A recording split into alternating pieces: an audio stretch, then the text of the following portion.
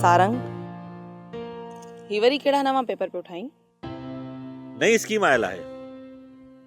उन जा कागज आहिनि, उन लिस्ट घुरी आहे। दुआ कर त इहो कम थी वञे।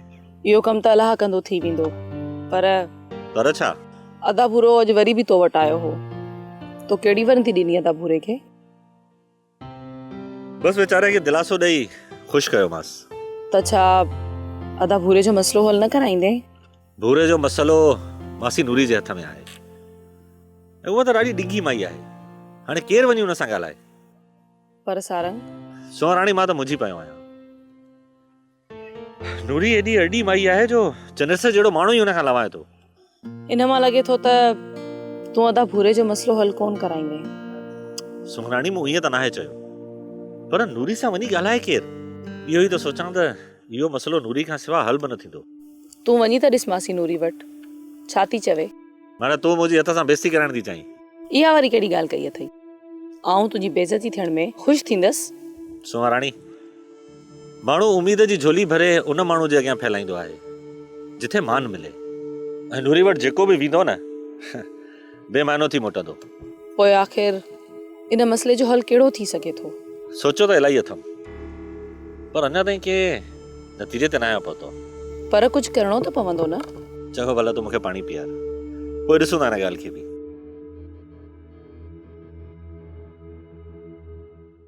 और अन्ना काॾे मरी वई? छा थियो थई? एडी रड़ियो पियो करी, अखियूं छो पियो फाड़ी ॾिसां छतो का डिजा थी छा? अरे हाँ चवां थो ने पिणे सिभागे खां आणे ॾे। ओ छोरो मिठूड़ू हट ते वेठो है, मूंखे मारे थो। वञी मारने ते में मुंजो छा? ए रन, तोखे मुंहिंजी इज्जत जो को जरो ख्याल बि की ने? ए ख्याल थींदो इज्जत वारन जो। तोखे के घट वध गलाए तो छा थी वियो? ए रन, आऊं को एड़ो वेल आया का? खुदा जे वास्ते मुंजो मथो न फेर। ए रन, तो त चयो त सिभागे कना गह खणी थी अचां। हिक दफा तो तोखे चयो थम, उहो ज़ेवर अदा सभागे विकणी छड्या। अरे घोड़ा मुंहिंजो मथो तो फाटे। ए 8 लख मिठूड़ के किथां भरे ॾींदुसि? इहे तुंहिंजो मसलो आहे।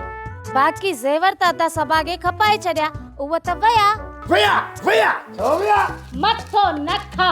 ए मुंहिंजा ज़ेवर के हराम जो माल है का जो हुन खपाए छड्या?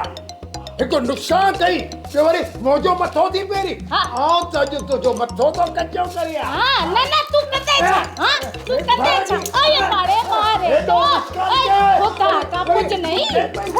अल्लाह रे बांदी अॼु त आऊं तुंहिंजो पेट उखाड़ी दूं। सोप सीरियल सारंग जा तमाम एपिसोड्स ॾिसो HD क्वालिटी में। विजिट करियो असांजो YouTube channel Sindh TV HD drama. Subscribe कयो असांजो official YouTube channel Sindh TV HD drama. ऐं वधीक अपडेट लाइ बेल आइकन खे क्लिक करियो।